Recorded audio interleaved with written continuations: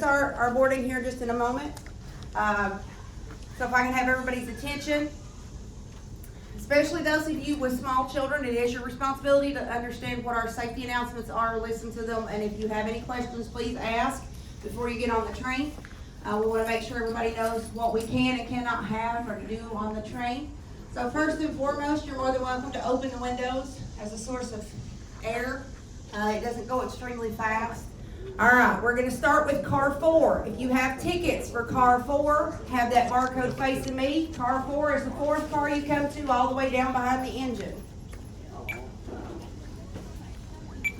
Car 2 is the second one down, guys. I need all the tickets. I'm sorry. Car 1. Car 1's right here on the back.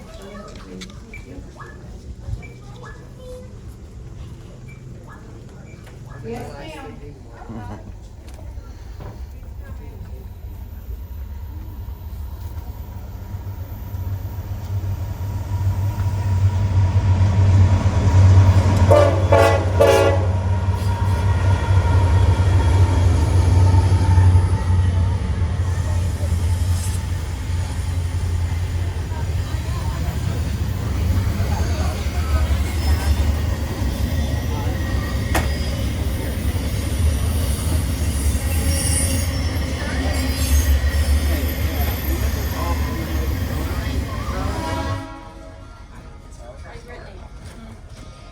So today, we are going back in time when everything, as far as the eye could see, was owned by the Stearns Company.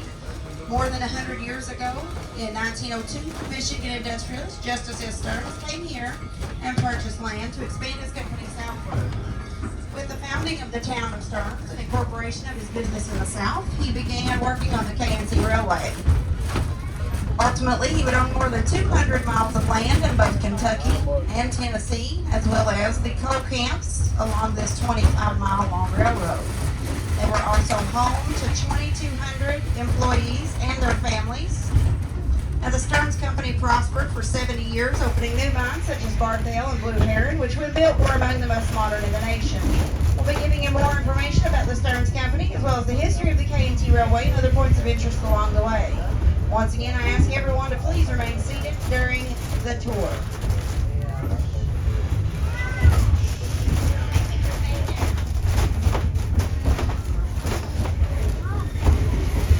So those of you in train car 4, you guys are going to see everything first, and then it kind of trickles back to the rest of us. So as we're making our curve to the right here.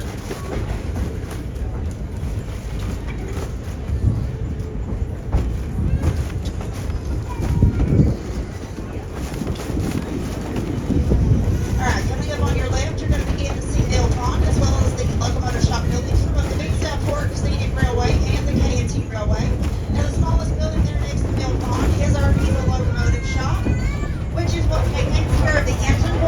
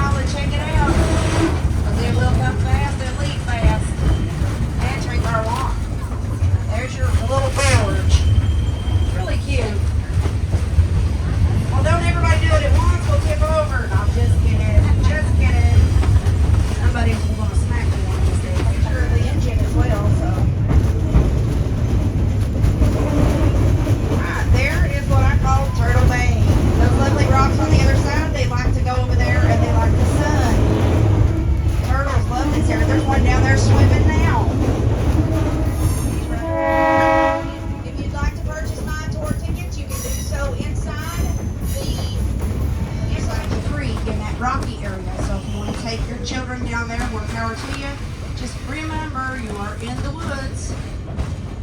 Also, if you see this little train engine over here to the left, it's a cute little train. You're more than welcome to get your pictures taken in front of it. It does have a sign on it that says, please do not climb on this. Please be respectful. Once again, this is private property. There are places that are cabled off and taped off.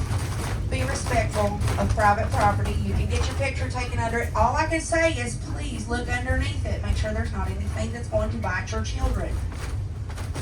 Again, we are in the woods, folks. Everybody ready to go work? That's what we signed up for. Yeah. Being owned by the company store. Yeah. Okay, what I'm going to do is tell you a little bit about the mine before we go in.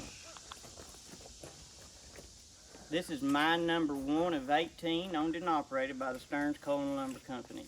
They mined here from 1902 to 1948, which is 46 years, and in that time they've mined 12 miles altogether in this one mine. Now we've got it set up like it would have been originally, with the wooden timbers and the supports for the roof. That's the way they did it. The only difference is it wouldn't have been this tall.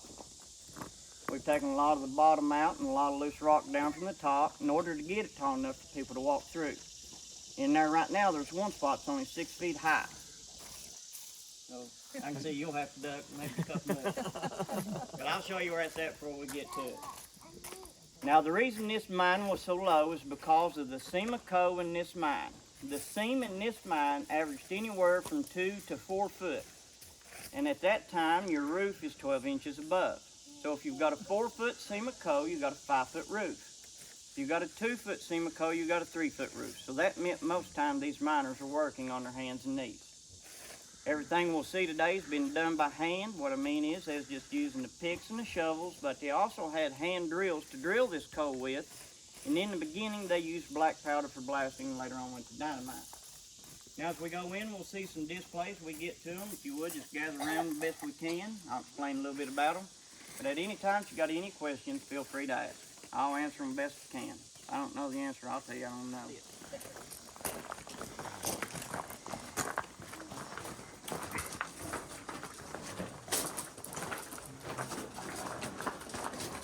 I could ask him about right here, please. That's how you do yours in mine. This is how they kept up with it. When kids come in on the side of where you have the fence, Oh, well, when we're shut down, usually nobody comes in. But while it's here, a lot of people won't come in because of our sign up, says don't enter, and people get a little scared of it. no, I would think so.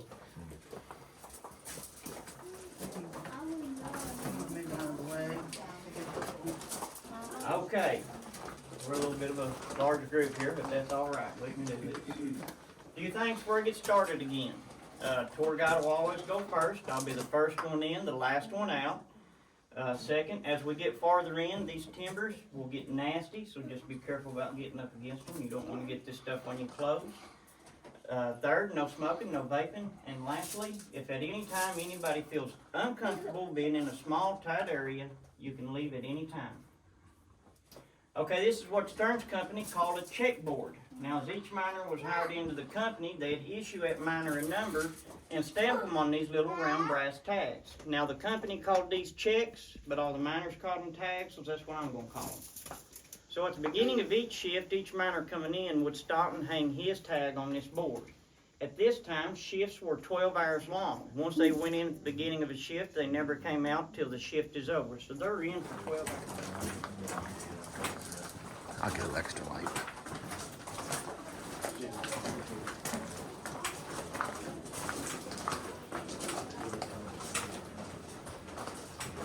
Been on a nice hot day. This is a good, nice cool job. I love it. Okay, as you're coming in, if you'll notice here down to your right, this black, this is the seam of coal. This is what the miners are in here after. Now, it's a little dirty here in this area. Once we get into the back, you'll see it a lot better. Some areas it's kind of shiny. But like I say, from this point on, we're going to find this on both sides of every shaft. Next stop is the low roof. I'll shine my light on it so you can see where that's at.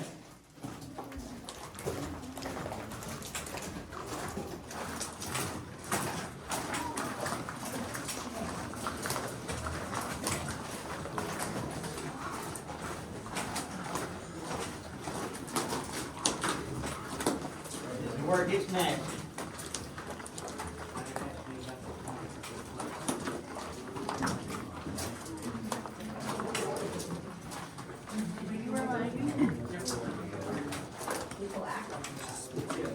Yeah, nasty.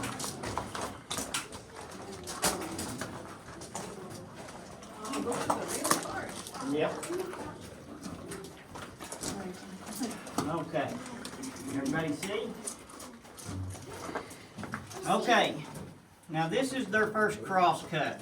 Now these miners that worked here, they did not get paid to lay the track, and they didn't get paid to set timbers. Now these right here is what they call timbers. Now these were put in to help support the roof. And the way they determine that is they peck on the ceiling with a hammer. So if they peck on the ceiling and it gives them a ping sound, it's a solid top. If it's got a thuddy sound to it, it's not solid. So they'd place timbers in areas like that. So like I say, they're not paid for this, so they just go through and place timbers here and there wherever they feel that the top needs support. And by doing this, this is what caused a lot of rock falls. Now the rocks that you see here is what's called a rock fall. These were happening every day, injuring miners every day. That's one reason this camp always had a doctor on call. Now once we get on into the back, you'll see a collapse, and you'll see the difference between a rock fall and a collapse. A rock fall, you got a good chance to shake it off and get back to work. A collapse? It's over. If you're married, they're gonna let your wife know.